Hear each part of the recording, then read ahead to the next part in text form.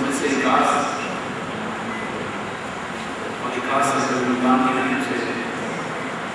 مظہر سے کسی آپ کو شامل ہے۔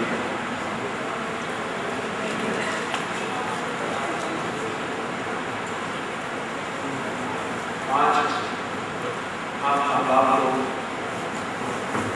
یہاں جمع کر کے ایک ایسی خوبصورت باوقار علمی شخصیت سے بات کرنے ہیں، مکالمہ کرنے ہیں اور ان کے پیغام کو اپنی سماعتوں میں مضبوط رکھنے ہیں، جمع رکھنے کے لیے یہاں زندگی ہے۔ ہمیں امید ہے کہ 202 گھنٹے کا جو سفر ہے، جو ہماری رفاقت ہے، اور یہ جو ہمیں اعزاز حاصل ہوگا کہ ہم حامد کمال الدین صاحب کی گفتگو سن سکیں گے اور اپنے اندر کوئی تحریک پیدا کر سکیں گے۔ یقیناً یہ علم برائے علم کی مجلس نہیں ہے، یہ علم برائے عمل کی مجلس ہے۔ ہم اس مجلس سے یقیناً کچھ لے کر جائیں گے اور ہمارا دامن خالی نہیں رہے گا۔ میں بلا تاخیر آج کی اس مجلس کو، اس سیمینار کو، اس باوقار تقریب کو آگے بڑھاتا ہوں۔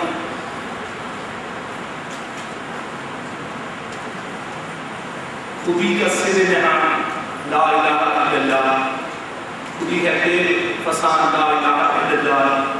یہ دور ہے اپنے ابراہیم کی تلاش میں ہے، یہ دور اپنے ابراہیم کی تلاش میں ہے، سنم کدا ہے جہاں لا الہ الا اللہ۔ یہ نغمہ فصل گل و لالا کا نہیں پابند، یہ نغمہ فصل گل و لالا کا نہیں پابند، بہار ہوتے خزاں لا الہ الا اللہ۔ اگر جدت ہے جماعت کی آستینوں میں، مجھے ہے حکم رضا لا الہ الا اللہ۔ آغاز اس کے نام سے جو سینوں پر دھنک لمحوں کی خوشبو سے مہک کا ہاتھ رکھتا ہے، دلوں کو جوڑتا ہے، اس میں محبت نام کی سوغات رکھتا ہے۔ سفر میں راستے گم ہوں، غموں کی دھوپ پھیلی ہو، اسے جب کوئی جس جگہ اور جس مقام پر آواز دیتا ہے، وہ سنتا ہے، مہرباں ہے، رحم کرتا ہے، سو اس کو یاد کرتے ہیں، اسی کے نام سے آغاز کرتے ہیں۔ میں ملتمس ہوں، میری گزارش ہے ملتان کے معروف قاری، بین الاقوامی ایوارڈ یافتہ اور خوبصورت آواز ہماری سماعتوں کو مسحور اور دلوں کو منور فرمائیں گے۔ تشریف لاتے ہیں قاری محمد صابر حسین صاحب۔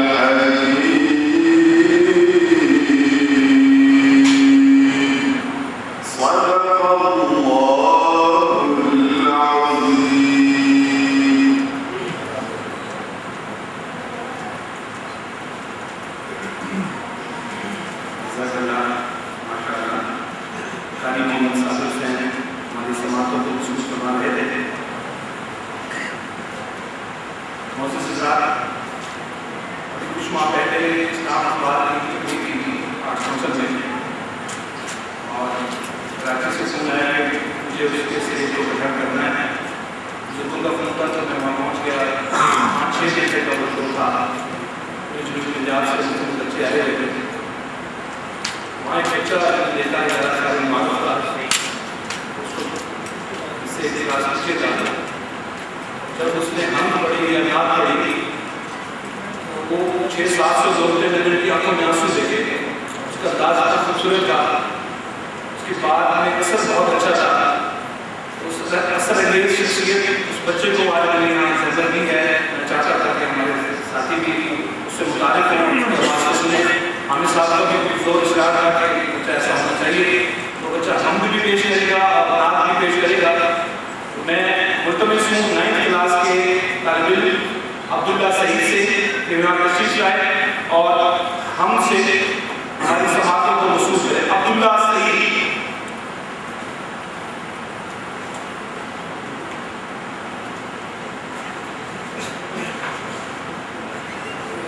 सब पीछे आवाज आ रही है?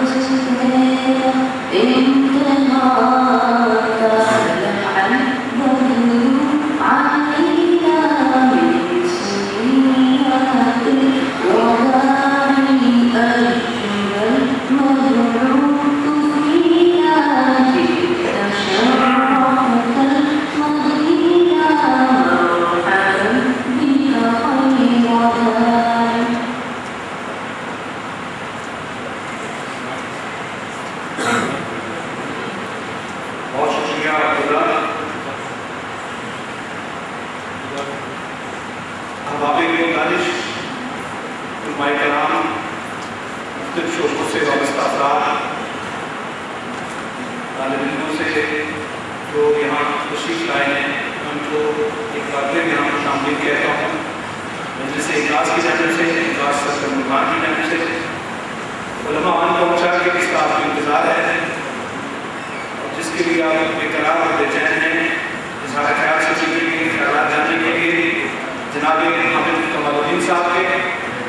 میں تھوڑا سا تعارف ضروری سمجھتا تھا بیان کرنا، کچھ نئے آباد یہاں تشریف لائے ہیں۔ جناب حامد کمال الدین 1966 میں پیدا ہوئے، حافظ قرآن ہیں، گورنمنٹ کالج لاہور سے انٹرمیڈیٹ کی تعلیم حاصل کی اور جامعہ کلیت الاسلام لاہور سے شرعی تعلیم حاصل کی، LLB شریعہ کیا Islamic university national Islamic university Islamabad سے اور وفاق المدارس فیصل آباد سے شہادت عالمیہ کا کورس کیا اور عربی صحافت سے 5 برس منسلک رہے۔ امریکہ میں Islamic society of greater booster کے ریلیجیس ڈائریکٹر رہے 6 برس اور 2 برس بوسٹر اسلامک سینٹر کے ریلیجیس ڈائریکٹر رہے۔ اکراس جو مجلہ ہے اس کے 10 برس سے ایڈیٹر ہیں اور 15 کتابوں کے مصنف ہیں۔ ان کی اہم جو کتابیں ہیں میں ان کا نام یہ دیتا ہوں: شروط لا الہ الا اللہ، نواقض اسلام، یہ گرد نہیں بیٹھے گی، ایمان کا سبق، یہ وہی انگریزی نظام ہے مگر اب اسلامی بھی ہے، مسلم ہستی کا احیاء اور فہم دین کا مصدر، یہ ان کی کتابیں ہیں۔ اور مزید ان کی جو کتابیں ہیں وہ باہر ڈسپلے میں ہیں، آپ جاتے ہوئے دیکھ لیجیے گا۔ میں ان علامہ اقبال کی اشعار کے ساتھ یہاں ان کو اسٹیج پر جلوہ ہونے کی زحمت دوں گا۔ ہر لحظہ ہے مومن کی نئی شان نئی آن، گفتار میں کردار میں اللہ کی قرآن، قہاری و غفاری و قدوسی و جبروت، یہ 4 عناصر ہو تو بنتا ہے مسلمان، جس سے جگر لالا میں ٹھنڈک ہو وہ شبنم، دریاؤں کے جس سے دہل جائیں وہ طوفان، رہتے ہیں میرے کارگاہ فکر میں انجم، اب لے اپنے مقدر کے ستارے کو پہچان۔ خاتم معزز حضرات، میں بلا تاخیر میں حائل نہیں رہنا چاہتا۔ حامد کمال الدین صاحب اور آپ کے درمیان میں گزارش کروں گا جناب حامد کمال الدین صاحب سے کہ وہ اپنے خیالات یا جو آج کا ہمارا موضوع ہے اس پر اظہار خیال فرمائیں۔ جناب حامد کمال الدین صاحب۔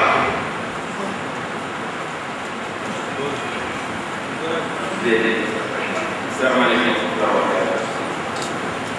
الحمد للہ رب العالمین والصلاۃ والسلام علی اشرف الانبیاء والمرسلین نبینا محمد وعلی آلہ وصحبہ اجمعین۔ سبحانک لا علم لنا الا ما علمتنا انک انت العلیم الحکیم۔ اللهم ارنا الحق حقا وارزقنا اتباعه وارنا الباطل باطلا وارزقنا اجتنابه۔ اللهم انفعنا بما علمتنا وعلمنا ما ينفعنا وزدنا علما۔ أعوذ بالله من الشيطان الرجيم۔ ولن ترضى عنك اليهود ولا النصارى حتى تتبع ملتهم قل إن هدى الله هو الهدى ولئن اتبعت أهواءهم بعد الذي جاءك من العلم ما لك من الله من ولي ولا نصير الذين آتيناهم الكتاب يتلونه حق تلاوته أولئك يؤمنون به ومن يكفر به فأولئك هم الخاسرون۔ میں شکرگزار ہوں آپ سب حضرات کا کہ وہ تشریف لائے اس اہم موضوع کو سننے کے لیے اور اس کے سلسلے میں اپنے خیالات کو بھی ہمارے ساتھ شامل کرنے کے لیے۔ حضرات، موضوع ہے ہماری اس گفتگو کا مسلم معاشروں کو ارتداد کی راہ پر ڈالنے کی کوششیں اور ان کا سجدہ۔ یہاں پر تھوڑی سی میں گفتگو کروں گا کہ مسلم معاشروں پر کہ ان کا تعارف کیا ہے اور کیا مراد لیتے ہیں مسلم معاشروں سے، اور اس کے بعد ہم چلے جائیں گے جو کہ اصل موضوع ہے اور وہ ہے کہ ان معاشروں کو ارتداد کی راہ پر ڈالنے کی کوششیں، اور آخر میں ان کا سجدہ اور ان کا علاج کے حوالے سے بھی ہم کچھ چیزیں آپ کے سامنے رکھیں گے، اور اس کے بعد انشاءاللہ آپ کے سوالات اور آپ کے ملاحظات کے لیے ہم فلور کھولیں گے۔ مسلم معاشرے اس وقت اگر آپ دیکھیں یہ مراکش سے لے کر انڈونیشیا تک ایک قوم بستی ہے جو کہ اللہ رب العزت کو اپنا رب مانتی ہے، محمد صلی اللہ علیہ وسلم کو اپنا نبی اور اپنا رسول مانتے ہیں، اور آخری رسول جس کے بعد ہدایت قبول کرنے کے لیے آسمان کے دروازے بند ہو گئے، اور محمد صلی اللہ علیہ وسلم کا فرمایا ہوا پتھر پر لکیر ہو گیا، اور قیامت تک کے لیے یہ حق آخر ہے۔ اور اسلام کو یہ لوگ اپنا دین مانتے ہیں، اور اسلام کے جو مقدسات ہیں ان کے لیے ان کی روح، ان کا ذہن، ان کا ضمیر، ان کا شعور آج بھی مرا نہیں ہے۔ البتہ آپ یہ دیکھتے ہیں کہ یہ کچھ ایسے کٹے پھٹے معاشرے ہیں کہ ان پر بہت زیادہ دماغ گزرتا ہے کہ ان کا شاید کوئی بالی وارث نہیں، بہت زیادہ آپ کو یہ فٹرو کی سب چیز لگتی ہے، حالانکہ تاریخ کے اندر سب سے زیادہ کلچر اور سب سے زیادہ آرگنائز اگر کوئی سوسائٹی نہیں ہے، اپنے فکر سے لے کے، اپنے عقیدے سے لے کر، اپنی تہذیب تک اور اپنی سماج تک، تو وہ یہی امت محمد صلی اللہ علیہ وسلم رہی ہے۔ مگر اب آپ کو کچھ عرصے سے یہی نظر آ رہا ہے کہ یہ جیسے سیل رول ہوتی ہے، فوڈ رول کی ایک چیز ہوتی ہے، وہ آپ کے سامنے ہے، اور اس کی وجہ ہے وہ جیسا کہ حدیث میں آتا ہے نبی صلی اللہ علیہ وسلم کی، اور صحیح بخاری کی حدیث ہے، اور الٹے جلدی الفاظ کے ساتھ صحیح مسلم کے اندر بھی آئی ہے، متفق علیہ حدیث یہ نبی صلی اللہ علیہ وسلم کی، کہ نبی صلی اللہ علیہ وسلم فرماتے ہیں کہ کانت بنو اسرائیل یسوسهم الانبیاء کلما هلك نبی خلفه نبی الا وانه لا نبی بعدی وسيكون خلفاء فيكثرون۔ کہ بنی اسرائیل کا معاملہ یہ رہا کہ ان کے معاملات کو چلاتے رہے انبیاء، لفظ وہاں پر ہے گزرا نوٹ کرنے کے ہیں، تسوسهم الانبیاء، یہ تسوسو یہ سیاست سے ہے، سیاست یسوسو ابھی بھی کہتے ہیں معاملات کو چلانا، تو یہ آسمانی امت تھی بنی اسرائیل، تو ان کے معاملات کو چلاتے رہے انبیاء خود، یعنی آسمان کی ہدایت سے اور آسمان کے نقشے پر ایک امت یہاں پر پائی گئی، اور فرمایا کہ کلما هلك نبی خلفه نبی، ایک نبی فوت ہو جاتا تو اس کی جگہ دوسرا نبی ہی لیتا۔ اب کیا ہے، فرمایا کہ انہ لا نبی بعدی، اب میرے بعد کوئی نبی تو آنا نہیں، تو کیا وہ جو آسمانی نقشے پر ایک امت کا پایا جانا، یعنی وہ جب بھی کلوز ہو جائے گا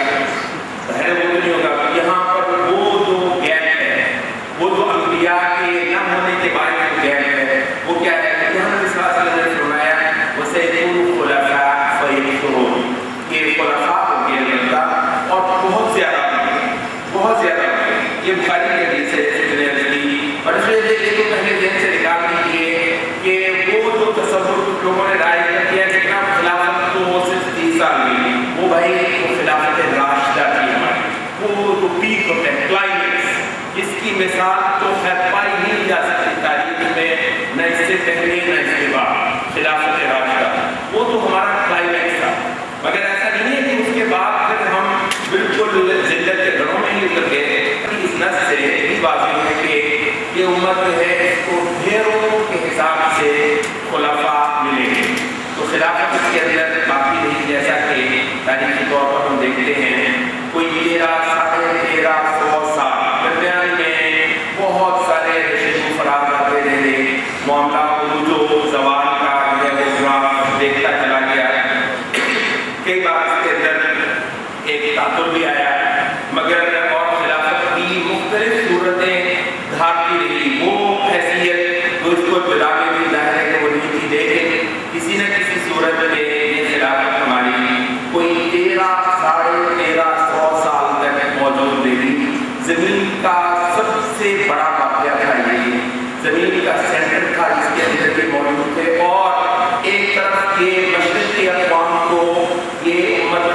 सिखाती रही और एक तरफ मग़रिब के अक़वाम को यही उम्मत तहज़ीब सिखाती रही। ये एक ताक़ुद आया है पिछले कोई 100-150 साल लगभग। तो ये ताक़ुद है जिसकी वजह से आपको लगता है कि ये मुसलमान मुआशरे को शायद पता नहीं कहाँ से आ गए और उनकी कोई हैसियत भी दुनिया के अंदर है या नहीं है। तो ये बहरहाल ताक़ुद है। और अगर नबी सल्लल्लाहु अलैहि वसल्लम की इस उम्मत को बाकी रहना है इस आसमानी नक्शे पर, तो ये वो बहुत लंबा वक्फा नहीं हो सकता कि खिलाफत दोबारा इसके अंदर लौट आए। ये मुआशरे इनकी वाबस्तगी अल्लाह के साथ, इनकी वाबस्तगी नबी सल्लल्लाहु अलैहि वसल्लम के साथ, ये कमाल की वाबस्तगी है। देखिए जितना भी आपको वो फिलहाल नजर आए कि जनाब ये तो इतनी गुनाहगारी है और जितने सारे यहाँ पर जिसको फजूल के काम है और ये जो मुसलमान होता है, यानी जो लोग इस्लाह करने वाले सवाल को बार बार उठाते हैं, वो निहायत अहम सवाल है कि मुसलमान ये होता है जो आज का मुसलमान है। मुसलमान तो एक भला का नाम है। मुसलमान तो यहाँ जब पाया जाता है तो शैतान और शैतान की सारी कुव्वतें पत्थर काम की, वो जो ला इलाहा इल्लल्लाह के अंदर जो एक कुव्वत है और जो वो एक ताकत है, वो कुछ ना होने के बावजूद पूरी जो जहान की कुव्वतें हैं, उसके जो शैतान की कुव्वतें हैं, ताकूती कुव्वतें हैं, उसके सामने ठहर नहीं सकती। तो मुसलमान के बारे में इस वक्त जो एक सवाल उठाया जाता है इस्लाह करने वालों की तरफ से, वो एक बहुत सही जेन्युइन सवाल है। मगर इसके बावजूद हम ये चाहेंगे कि इस उम्मत की ये जो वाबस्तगी है आज भी मोहम्मद सल्लल्लाहु अलैहि वसल्लम के साथ, आज भी कुरान के साथ और आज भी मरकज़ इस्लाम के साथ, वो एक कमाल की वाबस्तगी है। और ये वाबस्तगी रखने के बायस इसको बेहतरीन उम्मत करार दिया गया है, खैर उम्मतिन उखरिजत लिन्नास। और एक हदीस आती है नबी सल्लल्लाहु अलैहि वसल्लम की कि तुम लोग 70 आसमानी उम्मतों को पूरा करने वाले हो। 70 में नंबर पर हो, 70 उम्मतों का तुम सबसे आखिर में हो और अल्लाह ताला की निगाह में सबसे ज्यादा बाइज़्ज़त हो, सबसे ज्यादा काबिल कदर हो, अकरमुहा अल्लाह। तो ये इसकी वाबस्तगी है क्या? यहाँ पर थोड़ा सा आप अगर देखें, गौर करें तो बनी इसराइल से पहले की उम्मत अहले इस्लाम की, अब उनकी जो वाबस्तगी है मूसा अलैहिस्सलाम के साथ या जो तौरात की सहीफों के अंदर जिन अंबिया का जिक्र है, तो उन अंबिया के साथ उनका जो ताल्लुक है वो बहुत अच्छा है, कमाल का है और बिलाशुबा काबिल कदर है। जितनी देर वो इन अंबिया के साथ वाबस्ता रहे, इनके दीन और इनकी शरीयत पर रहे और अपने वक्त के मुसलमान थे। मगर आप जो ज़ाहिर के लिए देखते हैं कि वो उनकी वो वाबस्तगी दरअसल एक नस्ली वाबस्तगी नहीं थी, यानी सब के सब बनी इसराइल में इब्राहीम अलैहिस्सलाम की औलाद है। इब्राहीम का बहुत मुवक्किलीन है, आपको पता है। तो शरीयतें जो हैं वो इब्राहीम की अलैहिस्सलाम नस्ल और ज़ुर्रियत के अंदर उतरती रही है। अच्छा, तो अब उनका ताल्लुक इब्राहीम अलैहिस्सलाम से और उनकी ज़ुर्रियत में आने वाले अंबिया से एक बरादरी का ताल्लुक भी है, एक कबीले का ताल्लुक भी है, एक नस्ली ताल्लुक भी है, मगर बैक वक्त ये एक ईमानी और एक अक़ीदे का ताल्लुक भी है। अब इधर क्या सूरत हाल है कि पूरा हिंद, पूरा बर्र-ए-सग़ीर है, ये किसकी औलाद है? ये मुख्तलिफ कौमें हैं, ये सब मुख्तलिफ कौमें हैं, इन्होंने बिल्कुल मुकम्मल तौर पर रिश्ता काट दिया अपने आबा व अजदाद। मैं बर्र-ए-सग़ीर का एक फर्जंद हूँ,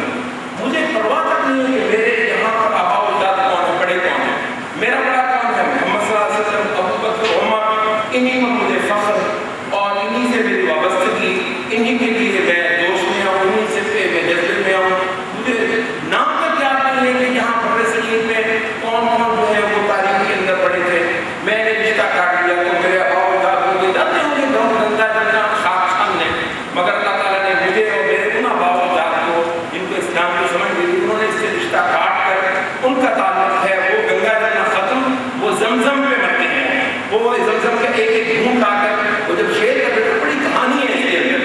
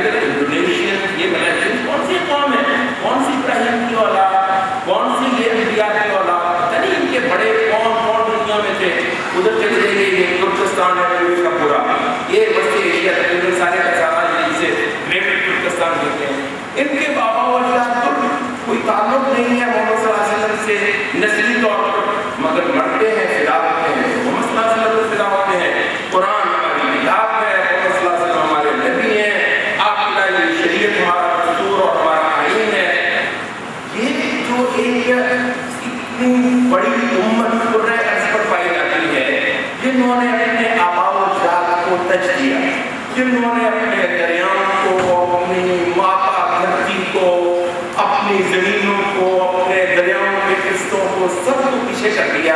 اور انہوں نے اپنا ناطا جوڑا محمد صلی اللہ علیہ وسلم کے ساتھ. تو بھائی یہ کیوں نہ ہو کہ نبی صلی اللہ علیہ وسلم فرمائے کہ انتم آخرها واکرمها علی اللہ. آج بھی یہ امت جو ہے یہ قابل قدر ہے اور یہ مظلوم امت ہے، ظاہر ہے. اس کے ساتھ جو پچھلے 100-150 سال سے جو ہوتا رہا ہے، جیسے کہتے ہیں کہ بالکل بے والی بارش ایک امت میں اس وقت نظر آ رہی ہے. اس کو سنبھالنے والے شاید کچھ ہو گئے. آپ کو پتا ہے کہ جیسے حدیث کے اندر جانا کہ اصل میں تو یہی ہے کہ اس کے معاملات کو خلفاء چلائیں، خلافت چلائیں. اگر راستہ نہ بھی ہو تو بھی خلافت مقرر ہو، اور اگر نہ ہو تو ایک اور صورت میں اس راستے میں ایک اور بھی قسم ہے انسانوں کے اندر جن کو علماء انبیاء کا وارث قرار دیا ہے. فرمایا کہ علماء ورثۃ الانبیاء، کہ انبیاء کی غیر موجودگی میں ان کی وراثت کو، ان کی جو لیگیسی ہے اس کو نبھانے والے پھر علماء ہوتے ہیں. تو وہی علماء ہمارے یہاں ہیں. اس لیے یعنی امت کا یہ سارا کچھ دیکھنے کے باوجود مگر میرا بھی دل کچرا ہے، مجھے بھی بے حد حساب تکلیف ہوتی ہے، اذیت ہوتی ہے. یعنی وہ یہ متاع کعبہ ہے نا جو ٹوٹ رہا ہے، وہ اقبال روتا چلا گیا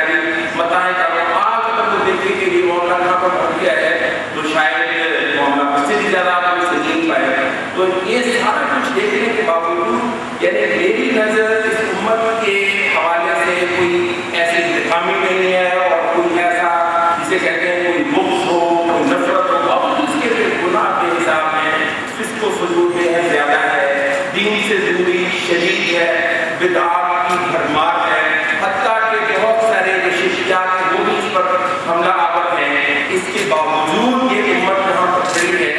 وہ ایک کمال کا پوائنٹ ہے، وہ ایک زبردست جگہ ہے. اور یہاں سے اگر ہم اس امت کو اٹھا لیں، آج کچھ دین کے داعی، اس دین کے وارث اور انبیاء کے وارث اگر آج میدان میں اترے تو حقیقتاً یہ امت اللہ کا شکر ہے شیاطین کی تمام کوششوں کے باوجود جہاں پر کھڑی ہے بڑے ہی آرام سے یہاں قافلے بنتے ہیں، بڑے ہی آرام سے یہاں پر کفر کو جو ہے وہ ان بستیوں اور ان شہروں سے ہٹایا اور باہر کیا جا سکتا ہے. تو یہ ہے وہ مسلم معاشرے جن کو پچھلے 100-150 سال سے ہم نوارث قسم کی ایک مخلوق دیکھ رہے ہیں. اس کے معاملات جو ہیں وہ نہایت بدنظم ہیں. ان کو سنبھالنے والے جو کہ علماء ہو سکتے تھے ایک بڑی سطح پر اپنا کردار ادا نہیں کر پائے ہیں. اگر کوئی ملامت ہے اور اگر کوئی عتاب ہونا چاہیے تو وہ ان لوگوں کو ہونا چاہیے جن کو اس امت کو لے کر چلنا تھا. اس امت نے اپنے دین اور ایمان کے ساتھ رشتہ اور ناطہ بھی نہیں توڑا ہے. اب ہم چلیں گے اس پہ کہ اس امت کے ساتھ اس وقت کیا ہو رہا ہے. ہم نے ابھی جانا کہ یہ امت جو ہے بہت بری صورتحال میں دچار ہے پہلے سے. تو کیا اب جو ہو رہا ہے اس امت کے ساتھ یعنی اس میں ایک ایسی صورتحال آپ کو محسوس ہو رہی ہے کہ چلے کوئی حوصلہ افزائی ہو، معاملات کوئی تھوڑا سا مثبت سے ہو جانے والا ہو؟ یہ ابھی ہمیں دیکھنا ہے. دیکھیے اس امت کو زیر کرنے کے لیے اس کا ایک ہی دشمن پڑا رہا ہے تاریخی طور پر. بے شمار اس امت کو دشمن ملے، بے شمار ملے. یہ اس امت کی عظمت ہے. مطلب دشمن جو ہے وہ بہت زیادہ ہونا، مطلب یہ کسی کی کوئی حیثیت ہوتی ہے تو اس کو دشمن ملتے ہیں. دیکھ لیجیے باقی جتنی بھی امتیں ہیں، ہندوؤں کو دیکھ لیجیے، کنفیوشس کو دیکھ لیجیے، یہ جین مت کو دیکھ لیجیے، ادھر تک یہود و نصارہ کو دیکھ لیجیے. مطلب تاریخ کے اندر ان کو کون سے دشمن ملے ہوئے؟ یہ امت جو ہے اس امت کو ڈھیروں کے حساب سے دشمن ملے ہیں. لیکن ایک چیز اگر آپ نوٹ کریں تو وہ یہ ہے کہ باقی بہت سارے دشمن اس کے وہ آتے اور جاتے ہیں. یا تو یہ ہے کہ وہ تاریخ کا حصہ بن گئے، یا پھر زیادہ سے زیادہ یہ ہوا کہ وہ کسی خاص کے خطے تک محدود رہے. مثلا اس میں شک نہیں ہے کہ ہندو کے ساتھ ہمارا تعلق 1000 سے زیادہ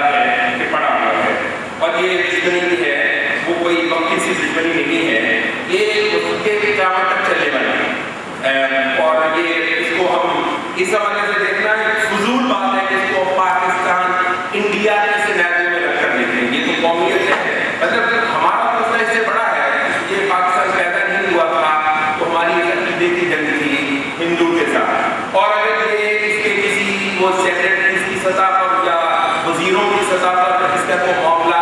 ہو بھی جائے انڈیا کے ساتھ تو یہ کیا معاملہ ہے؟ ہمارا تو معاملہ شرک اور توحید کا ہے. شرک اور توحید نہ براء منکم اذ قالوا لقومهم انا براء منکم ومما تعبدون من دون الله كفرنا بكم وبدا بيننا وبينكم العداوة والبغضاء ابدا حتى تؤمنوا بالله وحده. دیکھو قوم کو مخاطب کر کے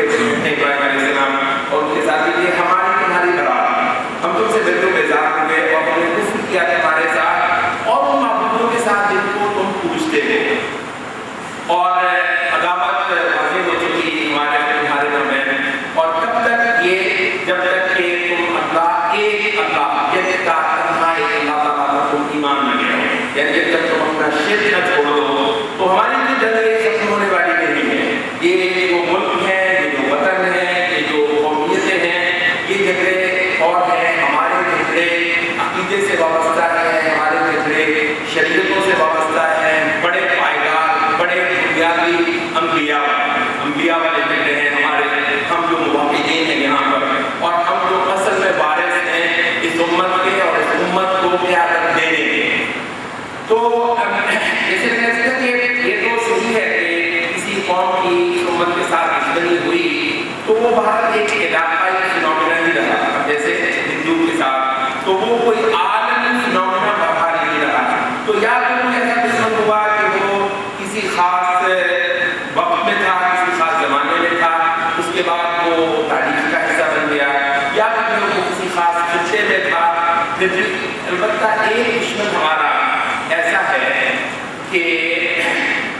جو کہ دائمی دشمن ہمیں نظر آتا ہے تاریخ کو اگر دیکھیں. اچھا حیرت کی بات یہ ہے کہ قرآن مجید جو کہ اعجاز ہے، اللہ تعالیٰ کا معجزہ ہے، اس میں بھی آپ دیکھیں کہ قرآن مجید نے اس چیز کی طرف جو ہے وہ اشارہ کیا ہے واضح طور پر کہ اور آپ کو پتہ ہے کہ جو لن کا لفظ ہوتا ہے یہ مستقبل کی نفی کے لیے ہوتا ہے. فرمایا کہ بلن تقوى عنك اليهود بلن النصارى حتى تتبع ملتهم، کہ یہ یہودی اور عیسائی ان سے کبھی راضی نہیں ہوں گے جب تک کہ تم ان کی ملت کی پیروی نہ کرو. اب دیکھیے یہ آیت ہے اور سبحان اللہ پورا حیران ہوں گے کہ یہ رسول سورۃ البقرہ مدینہ کی ابتدائی سورتوں میں سے ایک سورت ہے. اس کو پورا زور مسلمانوں کا لگا ہوا تھا، قریش کے ساتھ لگا ہوا تھا. مگر یہ جو مستقبل کی ضرورت ہے کہ کب بھی یعنی لن جو ہے کہ ہوتے مستقبل کی نفی کے لیے وَلَن تَرْضَىٰ عَنْكَ الْيَهُودُ وَلَا النَّصَارَىٰ. ایک ایسا جہاں پر گروہ ہے یہود اور نصارہ کا کہ جو کبھی تم سے خوش اور راضی نہیں ہوں گے، کبھی ٹھنڈے پیٹوں نہیں بیٹھیں گے حتیٰ تتبع ملتهم، جب تک کہ تم ان کی ملت کی پیروی نہ کرو. اور آپ دیکھیے جیسے وہ جو قریش ہیں وہ چند سالوں کے اندر اس تاریخ کا حصہ بن کے کہاں قریش سارے کے سارے یا تو مر گئے یا پھر ایمان لے محمد صلی اللہ علیہ وسلم کے ساتھ تلواریں اٹھا کر وہ تو جہاد کے لیے نکلے، رومن کے خلاف بھی اور برشش کے خلاف بھی. تو وہ تو ختم ہو گئے. البتہ یہ جو یہود اور نصارہ کے بارے میں قرآن مجید نے جو ایک پیشین ہوئی کی تھی تو آپ کو دیکھتے ہیں کہ وہ تاریخ کے اندر مسلسل چلی ہے. اور اگر آپ دیکھیں تو نبی صلی اللہ علیہ وسلم قریش کے ساتھ صرف قریش کے ساتھ نہیں بلکہ جزیرہ عرب کے تمام جو عرب مشرک لوگ اور قبائل تھے ان کے ساتھ معاملے کو بالکل سیٹل کر کے دنیا سے رخصت ہوئے. یعنی پورا جزیرہ عرب جو ہے یہ نبی صلی اللہ علیہ وسلم کے زیر عمارت یا زیر حکومت آ چکا تھا. اور جزیرہ عرب بہت بڑا ایک خطہ ہے. اگر آپ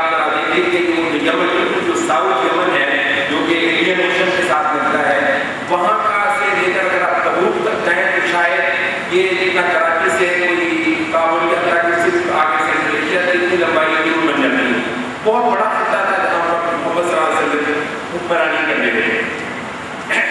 جزیرہ عرب کا معاملہ نبی صلی اللہ علیہ وسلم نے خود سے لگا دیا تھا.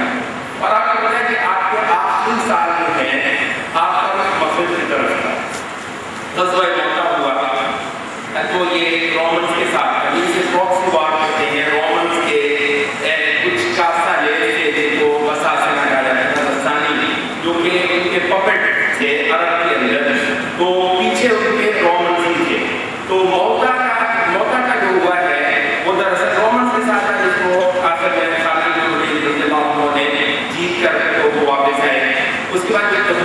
موسم تھی نبی صلی اللہ علیہ وسلم کی، آپ کی زندگی کی سب سے بڑی اور سب سے آخری جنگی مہم 30,000 کا لشکر محمد صلی اللہ علیہ وسلم کا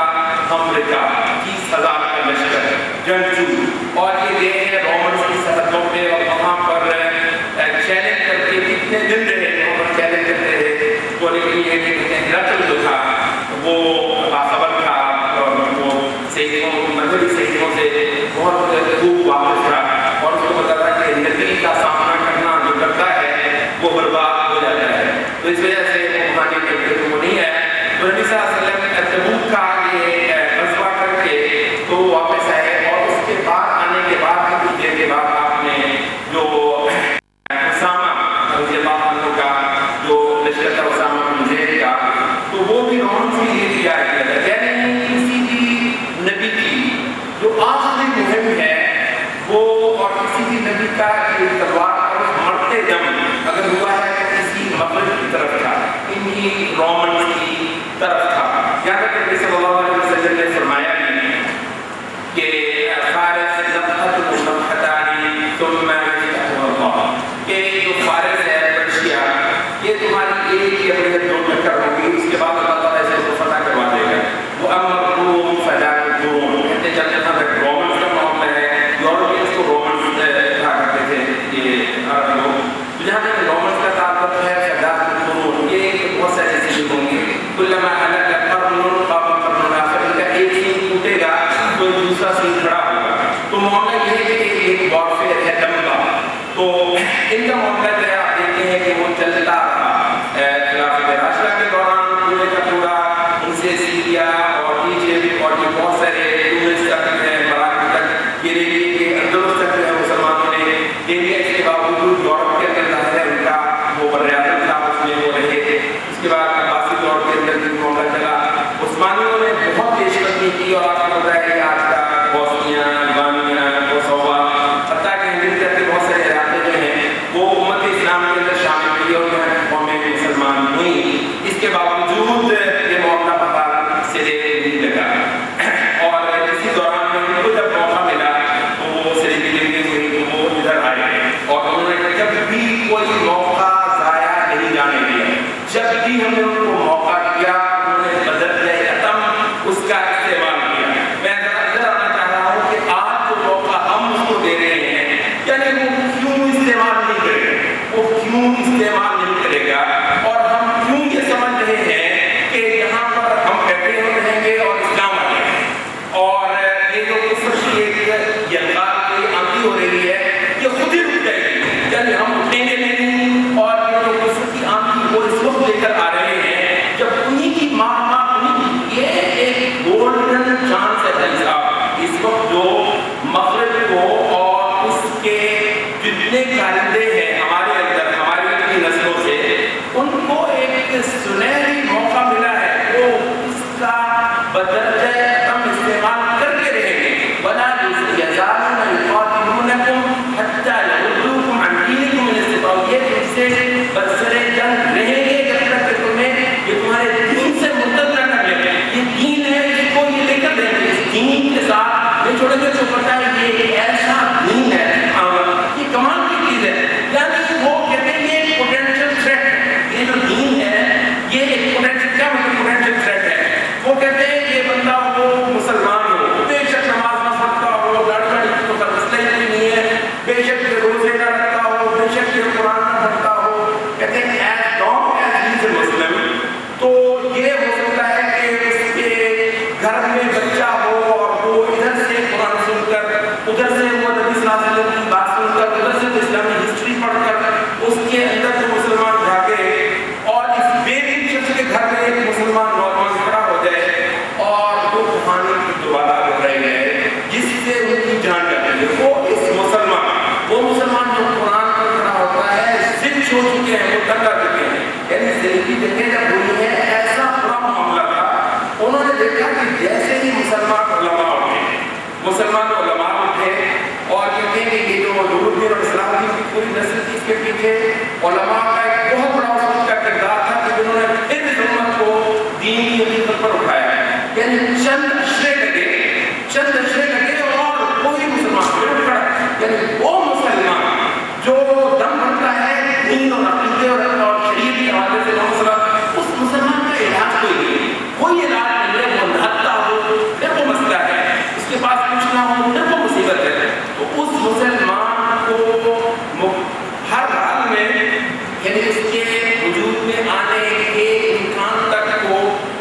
देने की उनकी पूरी कोशिश है। बल्कि मोहम्मद कुतुब ने लिखा है, कहते हैं कि ये जब 40s में इसराइल ने, आपको पता है यहूदियों ने फलस्तीन का बहुत सारा इलाका ले लिया और ये जितनी अरब पपेट रेजीम्स थी, ये सारी की सारी फौजें बेकार जो हैं वो थी। कहते हैं कि ये ड्रामा सा हुआ, सब हुक्मरानों को उन्होंने खरीद दिया हुआ था फौजों के अंदर, इनके मुसलमानों की जो फौजें मिलती जानी थी। ये जो सेकुलरिज्म की बुनियाद है ना, ये जिनसे हमें तो है कि ये हमारी सेकुलर जो है, ये गवर्नमेंट, ये हमारी अफवाज, ये हमारी ब्यूरोक्रेसी, ये इनको हम सिफारिशात पेश करेंगे, इनको फरमाइश, इनको कहेंगे कि हमें ये जंग जीत कर दो। भाई कहाँ जीतेंगे, ये हमें जीत कर देंगे। तो वो कहते हैं कि ये महान कारनामा हुई, पहले से तय था, तो फौजों ने बड़े मजे से शिकस्त दी, जैसे बाकायदा शिकस्त खाई यहूदियों से, और इसराइल फलस्तीन की ज़मीन है, सरज़मीन बहुत सारी उनके पास चली गई। लेकिन कहते हैं कि यहाँ पर ये हुआ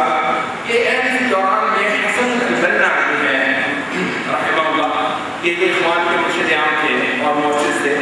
कहते हैं कि इन्होंने जो इख़वान के नौजवानों को पैदा किया था, उनको तैयार किया था, तो इख़वान के फ़िदाई की जंग में जाओ तुम्हें, वो कहते हैं कि उनका पहली बार माथा ठुका, यानी ये तो नौजवान लोग कहते हैं इनकी तो धात मेटल कोई और है, ये तो और लोग हैं, इतने सारे बड़े बड़े फौज के जो ब्रिगेड हैं इनके साथ हमने निपट लिया, मसले कोई नहीं बनाएंगे, थोड़े से थे, कुछ 100 होंगे, बड़ी चंद सैकड़ा लोग थे। कहते हैं वो तो सिर्फ शहादत के लिए तो वो दीवाने हो रहे, मरने की यानी ख्वाहिश ही मरने की है, वो ऐसे बंदे का क्या इलाज है। वो कहते हैं कि उन्होंने जो जुमला था, जुमला बोला उन्होंने कहते हैं कि वो मुसलमान जिसको हमारा ख्याल था मार चुके, आपके लिए बुरी खबर है, तो मुसलमान फिर कर रहे हैं, वो मुसलमान फिर आ गया मैदान के अंदर। ये चंद हमारे नहते नौजवान हैं जो अफगानिस्तान के पहाड़ों में है, ये फलस्तीन में जो है वो आपने देखा होगा मालूम करते हैं, वो हथियार उठा कर करते हैं, बहुत थोड़े हैं, मतलब ऐसा नहीं है कि महज यही उनको पता है ये एक रॉ है, ये इस उम्मत का इह्या है, ये इस उम्मत के गोद के अंदर उसी मुसलमान बच्चे का पूना है जो इस फिरौन के महल्लात को उठाए, वो जो मूसा को मारने की तमाम जतन कर चुका था, जैसे उसको पता हुआ कि ये मूसा नहीं मरा, तो आप देखते हैं कि मतलब उसका हाल क्या हो जाता है। तो यहाँ पर जो एक आप देख रहे हैं हमारे आलम इस्लाम के अंदर, जब तक हम लोग इस्लाम की हकीकत पर खड़े हैं तो बेशक टेक्नोलॉजी की बात होती है, मतलब ये क्या जाता है, यानी अगर अज़्म है, अगर अक्ल है, अगर अज़्म है, अगर जीने का जज्बा है दीन पर, वला तमूतुन्ना इल्ला व अंतुम मुस्लिमून, मतलब वो जिंदगी है जो इस्लाम पर ना हो, इस्लाम की शरीयत पर ना हो, जीना है तो इस्लाम पर और मरना है तो, अगर ये जज्बा है, मतलब टेक्नोलॉजी चंद सालों की देर है, ये सहाबा भी थे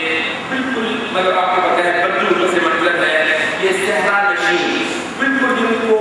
हवा तक नहीं लगी है साइंस की और लोगों की, उस वक्त तक जो भी वो लोग थे रोमन्स के पास और पर्शियंस के पास चंद साल नहीं लगे और उन्होंने सारे के सारे हजम कर लिए, चंद साल, और उसके बाद वो ये साइंस और टेक्नोलॉजी सब, इसमें भी वो किसी के मोहताज और किसी के जो है वो जरूरतमंद नहीं रहे थे। इधर क्या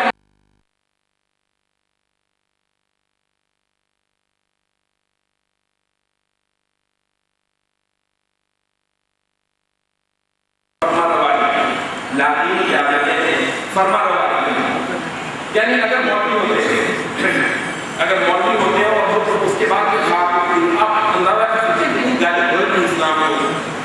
मतलब है कि अभी भी मुल्लाई के बाहर लगा था, मुल्तान लगा हुआ था, लेकिन मुल्लाई जो है वो इसलिए बने भाई, ये इस मुआशरे की बात को उसके पास है, पता नहीं इस मुआशरे की बात को उसके पास है, मुल्लाओं के पास, मतलब मैं मुल्लाओं को डिफेंड नहीं कर रहा, और मुझे पता है कि जो मुल्लाइयत का इदारा है ये बहुत बड़ी हद तक ये खुद पहले काबिल इस्लाह है, तो इसकी इस्लाह होनी है, और जो पहले जब कर चुका हूँ कि इस उम्मत को लेकर चलना जो है वो उलमा का काम है, मुल्लाओं का नहीं, मुल्लाओं को उलमा में बदलना, ये खुद खुदा का एक प्रोजेक्ट है और इसको भी हम आप सब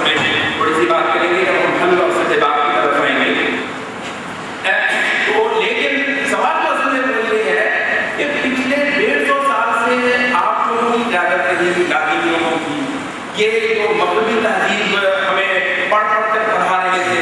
آپ کا کنٹرول، آپ کی قیادت، آپ کی سرکردگی، آپ کی پلاننگ، آپ کی منصوبہ بندی، خاک کے اڑی، ذمہ دار کون ذمہ دار کون زمیندار، مطلب یہ جو مسئلہ ہے وہ یہ کیا ہے؟ ادھر صحابہ ہے وہ بھی یہ لوگ نہیں آتے تھے، انہوں نے چند برسوں میں پتا بھی نہیں چلا کسی سے سید کے بغیر بھی انہوں نے سارے کتابیں پڑھ لیے، وہ سارا کچھ ان کو آگے کوئی مسئلہ ہی نہیں تھا۔ بھائی دین ہو نا، دین ایمان ہو، یہ انگریزی نہیں آئی کہ انگریزی نہیں سیکھ سکتے ہیں، ٹیکنالوجی نہیں سیکھ سکتے، سبھی نے لیکن چائنا نے اٹھ کے ہمارے بات جو ہے ہم پہلے آزاد ہوئے، چائنا اس کے بعد آزاد ہوئے دیکھیے، یعنی جب عزم ہوتا ہے، بندے نے اپنے آپ سے جب واقف ہوتا ہے، شناسی ہوتی ہے، اپنا فرق معلوم ہوتا ہے بطور قوم اور بلکہ ہم تو کہیں گے بطور امت دوسرے لوگوں سے، تو اس کے بعد یہ کوئی پرابلم ہوتی نہیں ہے۔ یہ سارے کے سارے علوم، یہ سائنس، یہ سارا کچھ ترقی کے جتنے منصوبے وغیرہ ہیں چند برسوں کی بات ہوتی ہے، جہاں اللہ تعالیٰ نے بے پناہ دیا مسلمانوں کو، تو یہ کوئی ایشو نہیں۔ تو معاملہ یہ ہے کہ آج جو اس وقت کی صورتحال ہے وہ یہ ہے کہ ایک جو خاک اڑ رہی ہے وہ ہے نظریاتی حوالے سے، وہ ہے تہذیبی حوالے سے، وہ ہے ایمان کا جو بنیادی سبب تھا، جو کہ ہماری اصل روح تھا، وہ آج ہمارے اندر نہیں پایا جا رہا، اور اس سبب کو لے کر کھڑے ہونے والے لوگ بھی ہمیں نظر نہیں آ رہے ہیں۔ تو میدان اتنا زیادہ خالی ہے تو ظاہر ہے کہ وہ اس کا بدل فائدہ تو وہ لازماً لے کر جائیں گے۔ تو لوگوں نے تو کبھی بھی کوئی ایسا موقع جو ہے وہ ہاتھ سے جانے نہیں دیا ہے۔ اس والے میں ایک چیز میں آپ کے ساتھ شیئر کرتا چلوں گا، یہ کہتے ہیں کہ سلسلے جنگوں کا جو اختتام ہوا ہے، یہ 7ویں جو سلسلے مہم ہوئی ہے ممالک کے دور میں، یہ ندم الدین ایوب جو آخری فرما ہوا تھا، کچھ دیر کے بعد فوت ہو گئے، ممالک کا دور شروع ہو گیا، تو یہ آخری چشم و چراغ تھا ایوبی خاندان کا، ندم الدین ایوب۔ تو یہ 7ویں مہم جو ہے سلیبی، اس کا جو لیڈر تھا وہ فرانس کا بادشاہ تھا، بذات خود ہے فرانس کا بادشاہ، مسلمانوں پر جو ہے کوئی الغام کرنے کے لیے یہ لوئی دنائن، یہ لوئی نوواں جو ہے، آپ کو پتہ ہے کہ انہوں نے بعد میں اس کی قربانیوں کو خراج تحسین پیش کرنے کے لیے امریکہ کا، آج کے امریکہ کا ایک پورا شہر ہے، یہ میزوری کا جو ہے سینٹ لوئی میزوری پورا نام اس کا، اس کو سینٹ کا خطاب دیا، سینٹ کا مطلب ہوتا ہے ولی، تو اس کو ولی کا خطاب دیا، مسلمان عالم اسلام پر جو بادشاہ اعتراض کرے گا وہ سینٹ ہوتا ہے، ان کا ولی ہوتا ہے، تو اور اس کے نام سے امریکہ کا پورا ایک شہر منسوب کیا جس کو میزوری کہتے ہیں۔ تو یہ بادشاہ جو ہے یہ جب کہتے ہیں آیا تو اللہ تعالیٰ نے کمانڈر مسلمانوں کو دیا تھا کہ وہ آپ نے سنا ہوگا سر، یہ بیبرس، بات نہیں سلطان نہیں بنا، بیبرس مطلب ہے کہ ایک لیجنڈ جسے کہتے ہیں وہ ہے مسلمانوں کی سپاہ سالاری کی تاریخ کے اندر۔ تو یہ بہت پہلی بار ہوا، اس سے پہلے آپ کو پتہ ہے انگلستان کا بادشاہ جو ہے رچرڈ، جیسے وہ لائن ہارٹ کہتے ہیں شیئر، وہ بھی آیا، یہ جرمنی کے بادشاہ بھی آتے رہے بنفس سے لذیذ شام کے اوپر اور بیت المقدس پر چڑھائی کرنے کے لیے، مگر یہ سینٹ یہ جو لوئی آیا اس کو سبحان اللہ کہتے ہیں کہ تاریخی طور پر ثابت ہے کہ بیبرس نے اس کو زندہ گرفتار کر لیا، اس کو جکڑا اور اس کو جیل میں رکھا، اور اس کے بدلے میں پتہ نہیں کتنے من ہونا، پھر فرانس سے آیا، مسلمانوں نے اس کو پھر بحال کیا، ایک شرط پر کہ یہ دوبارہ ہم سے لڑنے نہیں آئے گا، جو کہ اس نے پھر بدل دے گی، دوبارہ لڑنے کی کوشش کی مگر کامیاب نہیں ہوا۔ تو جو پوائنٹ ہے کہنے کا وہاں پر وہ یہ ہے، کہتے ہیں کہ اس نے جانے کے بعد اپنے کچھ نوٹس لکھے، کوئی ڈائری لکھی، یہ جو بادشاہ تھا فرانس کا رہا ہونے کے بعد، اور اس نے کہا کہ دیکھو بات یہ ہے کہ مسلمانوں کے ساتھ ہم نے لڑا ہے، اور میں نے بہت گہرائی میں جا کر ان کا جائزہ لینے کی کوشش کی ہے، میں نہیں سمجھتا ہوں کہ مسلمانوں کے ساتھ جنگ کے میدان میں نہیں لڑا جا سکتا، یہ بہت تھوڑے بھی ہوتے ہیں، وہ بھی ان سے قابو پانا مشکل ہے، ان سے نہیں لڑا جا سکتا۔ ایک چیز ہے، اگر ان سے کسی طریقے سے لے سکو اور جو ہے کب کرو، اگر کسی طریقے سے اس کا کوئی علاج کر دو، میں یہ اس زمانے کی بات ہے کہ اس کے بعد ان کا جو استشراق کا ادارہ ہے وہ پورا موجود ہے، کا جو ہے وہ جو ہمیں اسلامیہ میں پڑھاتے رہے، کبھی آپ نے دیکھا ہوگا پنجاب ओरिएंटल कॉलेज और ये जो इस्लामियात के दूसरे हैं सारे के सारे दुनिया में तो ये इस्लामियात पढ़ाने का ये तो फिनोमिना है आलम इस्लाम के अंदर। ये मुझसे पहले इस्लाम ने याद नहीं किया है, जब अंग्रेज आए उनके जो मुस्तशरीकीन थे ये उनका तरीक़ेकार है। ये जो आप देखते हैं इस्लामियात का ये शोबे हैं और मुख्तलिफ जो दीनी उलूम को पढ़ाने का तौर तरीका है ये उन्हीं का याद करता है। तो उसके बाद कहते हैं कि सेंट मिजोरी के बाद ये चीज़ आपने इस इशराक का पूरा शोबा बनाया और उन्होंने बाकायदा जितनी वो स्टडीज हो सकती थी वो किया कि किसी तरीके से कुरान मजीद को मखदूम किया जाए, मजबूत किया जाए, कुरान मजीद की रूह जो है वो निकाल दी जाए। और आप कभी जरा गौर कीजिएगा कि इस वक्त कुरान मजीद की जो जिद्दत पसंद तफसीरें हो रही हैं सारी की सारी इंस्पायरेशन वही है, सारी की इंस्पायरेशन वो वहीं से मिल रही है। और कुरान मजीद को जिहाद से काटना, कुरान मजीद को वला और बरा, वला का मतलब होता है अहले इस्लाम को, अहले तौहीद को एक ब्लॉक जानना और उनके साथ एक जत्था बनना, और बरा का मतलब होता है कि दुनिया भर के बातिल अदयान और बातिल मिल्लतों से बरात करना। मोहम्मद सल्लल्लाहु अलैहि वसल्लम का पहला सबक, बल्कि हर नबी का पहला सबक वो कुरान से ही साबित कर रहे हैं कि वहदत अदयान, आप देखिए ये यूनिटी ऑफ फेथ जो है वो कुरान से ही साबित कर रहे हैं। तकारुब अदयान, वो मुख्तलिफ जो अदयान है इनको करीब होना चाहिए, इनको एक अंडरस्टैंडिंग डेवलप करनी चाहिए और इनको एक दूसरे को जो है एक्सक्यूज करना चाहिए, एक दूसरे को कि जो है ना वो जो कॉमनैलिटीज हैं, जो मुश्तरक चीज़ें हैं उनको ज़्यादा नुमाया करना चाहिए और उन पर ज़्यादा जोर देना चाहिए, और जो इख्तिलाफात हैं उनको ज़्यादा से ज़्यादा मार्जिनलाइज करना चाहिए, उनको नज़रअंदाज करते हैं, उनको ज़्यादा करना। इसको कहते हैं कि तकारुब अदयान। पहले का वहदत अदयान का की जो तारीख थी वो तो बाहर आलम इस्लाम में नहीं चल सकी, ये तकारुब अदयान का नहीं चलेगी इंशाअल्लाह आलम इस्लाम के लिए कि ये नया है। तो उन्होंने कहा कि जो वहदत अदयान का तो नहीं चल सकता, तकारुब अदयान का मतलब ये है कि लोगों को सबको उनके अपने दीन पर रहने को, जैसे वो सैलेड पॉट होता है ना, सलाद का बर्तन, उसी में टमाटर भी है, उसी में खीरा है, तो वो खीरा ज़ाहिर है टमाटर के साथ इसका को घुलेगा नहीं, आपको बेस नहीं बनाते। ये जो सारे पहले क्वेश्चन यही थी कि सबको इतना घुला दिया जाए कि वो कोई फर्क ही बाकी ना रहे। एक आदमी है ये फ्रीमैसन का, ये बहुत पुराना एक प्रोजेक्ट था कि आलम पूरी दुनिया के अंदर एक नया दीन जो है वो इजाद कर दिया है, सभी के सभी लोग इकट्ठे हो जाएंगे, होने वाला नहीं है। उसके बाद मैंने कहा कि ऐसा करें कि ठीक है हर दीन जो है, हर मजहब उसको कहते हैं कि हर मजहब अपनी जो थोड़ी बहुत अपनी अलग हैसियत है उसको जरूर बरकरार रखें, मगर एक बड़ी सतह पर सभी लोग जो हैं वो मिल जाएं और यकजा हो जाएं और अपने जो इख्तिलाफात हैं उनको आखिरी हद तक मार्जिनलाइज करें। तो ये तकारुब अदयान की जो कोशिश हो रही है दरअसल मुसलमानों को इख्तिलाफ की राह पर डालने की ही एक मुनज़्ज़म कोशिश है। तो ये जो वलनतफ़ा अनल यहूद वलन नसारा, ये कुरान की जो फिक्शन गोई थी वो आप देखते हैं कि बदले अकम पूरी हो रही है। अलबत्ता यहाँ इन आयतों में आप इस आयत के अंदर आगे चलकर आप देखते हैं कि अल्लाह ताला इमाम तैमिया ने इस पॉइंट को खासा वाज़ेह किया है। कहते हैं आप थोड़ा गौर कीजिए इस आयत के लफ्ज़ पर कि वो तो राज़ी नहीं होंगे जब तक तुम उनकी मिल्लत की पैरवी न कर लो। लेकिन इधर क्या है, इधर अल्लाह ताला क्या कहता है, वला इत्तबअत अहवाअहुम बअदल्लज़ी जाअका मिनल इल्म मा लका मिनल्लाहि युदल्लिलु वला नसीर। तुमने अलबत्ता उनकी ख्वाहिशात की भी पैरवी नहीं करनी, वो कहेगा मिल्लत की पैरवी करो उनकी, तुमने उनकी ख्वाहिश की भी पैरवी नहीं करनी, यानी तुमने इब्तिदा भी नहीं करनी, पहला ही कदम नहीं उठाना। आखिरी कदम की तो बात ही क्या है कि मिल्लत ही कबूल कर लें, उनकी मिल्लत ही के अंदर आ जाए, बल्कि यह है कि जो पहला कदम है वही अल्लाह ताला ने मना फरमा दिया है। तो ये इस वक्त तो हम आलम इस्लाम को, मुसलमान माशरों को इख्तिलाफ की राह पर डालने के हवाले से जो शुरू कर रहे हैं, पहले तो ये नोट कर लीजिए, मतलब ये नहीं कह रहे कि वो हर बंदा यहाँ पर मुर्तद हो रहा है, ये नहीं कहा है। जो मौजूद है वो ये है कि इख्तिलाफ की राह पर डालने की कोशिश है,